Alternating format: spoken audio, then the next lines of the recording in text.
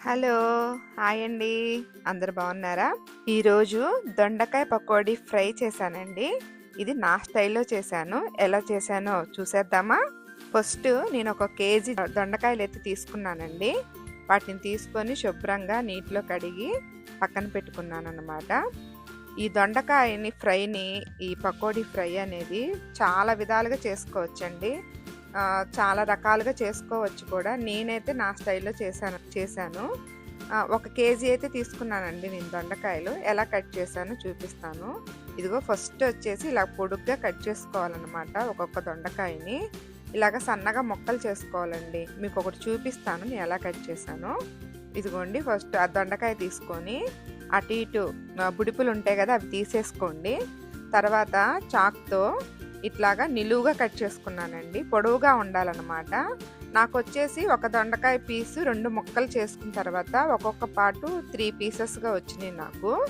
అట్లాగా 6 పీసులు ఇలాగ సన్నగా ఇంత ఇంత ముక్క ఉండాలండి. అప్పుడు గాని మనకి తినటానికి కూడా బాగుంటది ఆయిల్‌లో ఫ్రై చేసినప్పుడు.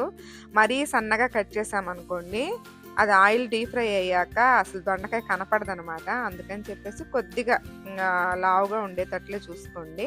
ఇలా దొండకాయలన్నీ కట్ చేసుకొని పక్కన పెట్టుకోండి. తర్వాత స్టవ్ ఆన్ చేసి బాండీ పెట్టుకొని డీప్ ఫ్రైకి సరిపడినంత ఆయిల్ పోసుకోండి. నేనైతే ఒక బాండీకి సగానికి పోసుకొని హీట్ అయిందో లేదో ఒకటైతే వేసుకొని చూసుకున్నాను అనమాట. నాకైతే హీట్ అయిందండి. మరీ ఎక్కువ నూనె కాగనీయద్దండి, లేదంటే పైనంతా మీకు వేగిపోయి లోపల వేగదు దొండకాయ.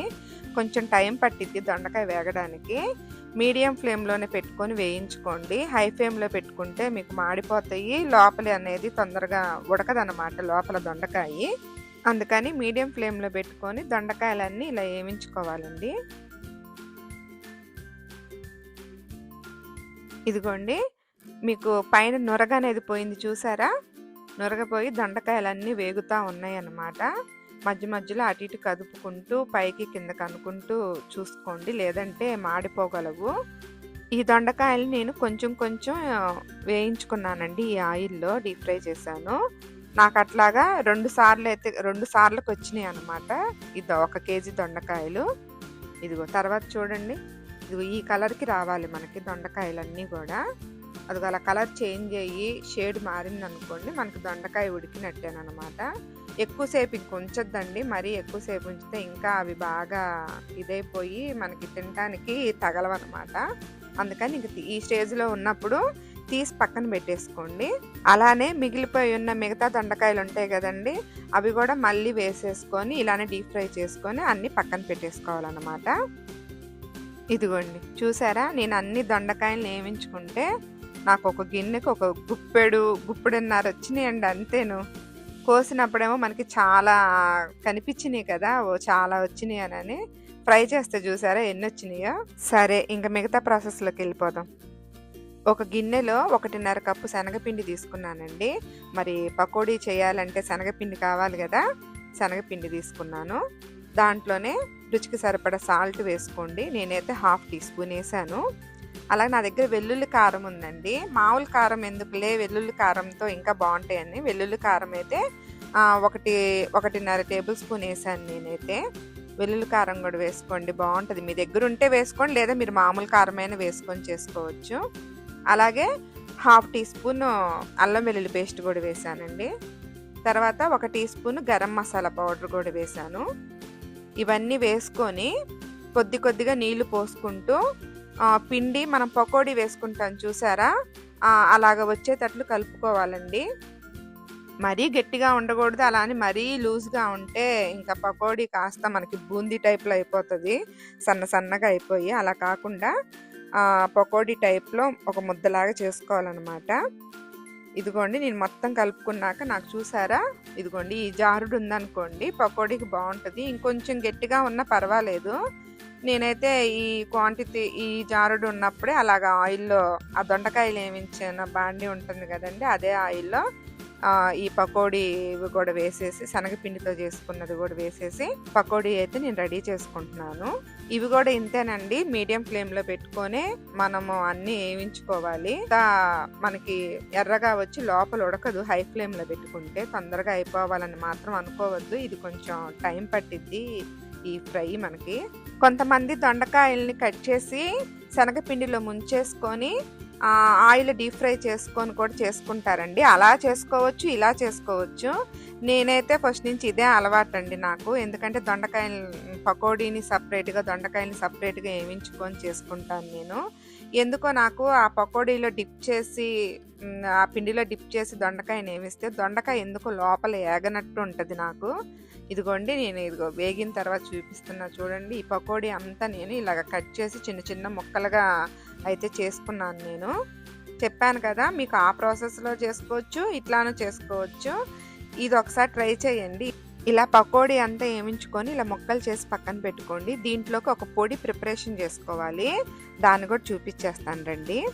ఇదిగోండి, ముందుగా ఒక 1/2 కప్పు శనగగుళ్ళు తీసుకోండి, ఒక 1/2 కప్పు జీడిపప్పులు తీసేసుకొని పక్కన పెట్టేసుకోండి. ఈ రెండుని కూడా ఫ్రై చేసుకోవాలి. ఇదిగోండి, ఇదే పొడి చెప్పాను కదా, దీని లింక్ మీకు కింద షేర్ చేస్తాను. నేను గుత్తి వంకాయ కారం చేశాను, గుర్తుందా మీకు? ఆ వీడియో చూసినట్లయితే ఈ కారం ప్రాసెస్ దాంట్లో చెప్పానన్నమాట. దేంట్లోకైనా యూజ్ చేయొచ్చు, ఒక డబ్బా కొట్టి పెట్టుకుంటాను అన్నాను కదండి, అదే ఈ కారం అండి. దీని లింక్ కావాలంటే నేను కింద షేర్ చేస్తాను. గుత్తి వంకాయ కారం అని చెప్పేసి చేశాను, దాంట్లో ఉంటది.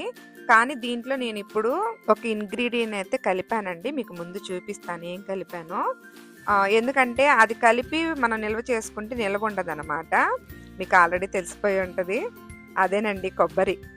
కొబ్బరి వచ్చేసి మనము ఆ ప్రాసెస్ చేసుకొని ఆ కారపొడి నిల్వ ఉంచుకున్నాం అనుకోండి, బయట పెట్టినా ఉండదు. ఫ్రిడ్జ్లో అయితే స్టోర్ ఉంటుంది కానీ బయట నిల్వ ఉండదు. నేను దీన్ని అయితే ఫ్రిడ్జ్లో పెట్టుకోనండి, బయటే పెట్టుకుంటాను. ఇదిగోండి, కొబ్బరి అయితే పొడి నేను ఒక 2 టేబుల్ స్పూన్లు వేసుకొని ఒక 1/2 కప్పు కారపొడి తీసుకొని మిక్సీ కొట్టుకున్నాను. ఇదిగోండి, 1/2 శనగగుళ్ళు అని చెప్పాను కదా, 1/2 కప్పు, వాటిని ఇలాగా ఆయిల్లో డీప్ ఫ్రై చేసుకొని పక్కన పెట్టుకోవాలి. లో ఫ్లేమ్లోనే వేయించుకోండి, లేదంటే పప్పు మీకు లోపల వరకు ఉడకాలంటే లో ఫ్లేమ్లో పెట్టుకొని వీటిని వేయించుకోవాలి, లేదంటే మాడిపోతాయి. దగ్గరుండి చూసుకోండి, లోపల మళ్ళీ వేగవు, పచ్చిగా అనిపిస్తాయి. కాబట్టి లో ఫ్లేమ్లో పెట్టుకొని వేయించుకోండి. అలాగే జీడిపప్పును కూడా సేమ్ ఇదే ప్రాసెస్లో డీప్ ఫ్రైలో చేసుకోవాలన్నమాట. ఆల్రెడీ నేను దొండకాయ ఈ పకోడీ వేసాను కాబట్టి ఆయిల్ అంతా మీకు బ్లాక్ కలర్ లాగా అనిపిస్తుంది. అదే ఆయిల్లోనే ఈ జీడిపప్పు శనగగుళ్ళు 2 వేయించుకున్నానండి. 2 వేయించుకొని పక్కన పెట్టేసుకోండి. ఇప్పుడు ప్రాసెస్లోకి వెళ్ళిపోదామా. ఈ దొండకాయల్ని చెప్పాను కదా, ఈ దొండకాయల్ని ఈ కట్ చేసుకున్న ఈ పకోడీని రెండింటిని ఇలా మిక్స్ చేసుకోవాలి. మీరు కావాలనుకుంటే దొండకాయని చెప్పాను కదండి, శనగపిండి దాంట్లో డిప్ చేసి అయినా డీప్ ఫ్రై చేసుకోవచ్చు.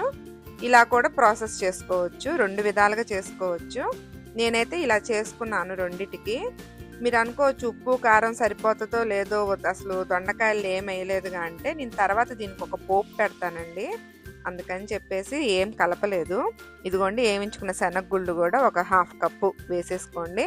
అలాగే జీడిపప్పు ఒక 1/2 కప్పు వేయించుకొని పక్కన పెట్టాం కదా, అవి కూడా కలుపుకోవాలి దీంట్లోనే మొత్తము.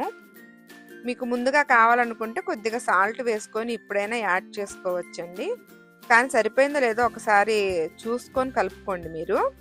ఇప్పుడు పోపు అన్నాను కదా, ఇదిగోండి ఒక ప్యాన్ పెట్టేసుకొని హీట్ చేసేసుకోవాలి. దాన్ని హీట్ అయ్యాక ఒక 2 టేబుల్ స్పూన్ల ఆయిల్ వేసుకోండి. దీనికి మరి పోపు ఇంపార్టెంట్ అండి. పోపు వేసుకున్న తర్వాత మరి ఆ కారం అదంతా కలవాలి కదా. 2 టేబుల్ స్పూన్ల పోపు దినుసులు వేసుకోండి. ఆవాలు, జీలకర్ర, మినప్పప్పు, శనగపప్పు ఇవన్నీ ఒక 2 టేబుల్ స్పూన్లు వేసుకోండి. తర్వాత అవి వేగిన తర్వాత కరివేపాకు ఒక రెమ్మ, అలాగే వెల్లుల్లి రెమ్మలు ఒక 4-5 దంచి కచ్చా పచ్చగా దంచుకొని ఆ పోపు దినుసుల్లో వేసుకోండి. అవి తినేటప్పుడు అక్కడక్కడ తగులుతా బాగుంటాయండి. ఇవి కూడా ఇలా దంచి వేసేసుకోండి. ఇదిగోండి, తర్వాత ముందుగా మనము ఈ దొండకాయల్ని, పకోడీని, శనగగుళ్ళు అన్నీ కలుపుకున్న మిశ్రమం ఉంది కదండి, దాన్ని అంతటిని ఈ పోపు దినుసుల్లో వేసేసుకోవాలన్నమాట. తర్వాత ఇందాక చెప్పాను కదా మీకు కారప్పొడి, ఆ కారప్పొడి కూడా నేను ఎంత కావాలో అంత వేసుకోండి. నేనైతే ఒక చిన్న హాఫ్ కప్ సరిపోయింది నాకు ఈ దొండకాయల్లోకి. ఆ కారము, కొబ్బరి మొత్తం ఆ ముక్కలకు పట్టేటట్లు మొత్తం కలుపుకొని సిమ్లో పెట్టుకొని మీడియం ఫ్లేమ్లో ఒక 5 నిమిషాలన్నా వాటికి ఆ ఉప్పు, కారం ఈ స్టేజ్‌లోనే ఉప్పు కూడా సరిపోయిందో లేదో చూసుకోండి. మొత్తం ముక్కలకు పట్టేటట్లు ఒక 5 నిమిషాలు వదిలేసేయండి. ఇదిగో తర్వాత మీకు చూపిస్తున్నా చూడండి. నాకైతే ఈ దొండకాయ పకోడీ ఫ్రై అయితే ఆల్మోస్ట్ రెడీ అయిపోయిందండి. ఇదిగో చూడండి పర్ఫెక్ట్‌గా ఇలా రావాలన్నమాట. ఈ స్టేజ్‌లోనే ఉప్పు, కారం సరిపోకపోతే మళ్ళీ ఇంకొంచెం కలుపుకోండి. ఇంక దీన్ని మీరు పప్పుచారు, సాంబారు, పప్పు, రసం దేంట్లోకైనా ఫ్రైలా పెట్టుకొని తినొచ్చు. లేదంటే ఉత్త వైట్ రైస్‌లో కూడా ఈ ఫ్రైని కలుపుకుంటూ అడుగున కారం ఉంటది. ఆ కారం వేసుకొని తిన్నా కూడా చాలా బావుంటదండి. ఇదిగో మీకు చూపిస్తున్నా చూడండి. రైస్ పెట్టుకొని అట్లా ఈ కర్రీలో అడుగున కొద్దిగా కారం ఉంటదనమాట. ఆ కారం కలుపుకొని ఈ ముక్కల్ని ఇలా నంచుకొని తింటుంటే అసలు చాలా బావుందండి అసలు టేస్ట్. ఎందుకంటే ఆ కారమేనండి హైలైట్. మీకు లింక్ ఇస్తాను. దాన్ని తప్పకుండా చూసి ఎలా చేసుకోవాలో ఆ పొడిని మళ్ళీ దీంట్లో మిక్స్ చేసుకోండి. ఆ పొడి దేంట్లోకైనా యూజ్ చేసుకోవచ్చండి. నేను అలాగే కొద్దిగా రసం కూడా పెట్టుకున్నాను అనమాట ఆ రోజు. అందుకని రసం వేసుకొని అలా వైట్ రైస్తో కొద్దిగా తిన్నాను. మళ్ళీ రసంతో కూడా ఎట్లా ఉందో టేస్ట్ చూసుకున్నాను అనమాట. 2 చాలా బాగుందండి. ట్రై చేసి ఎట్లా ఉందో నా కామెంట్ సెక్షన్లో తెలపండి.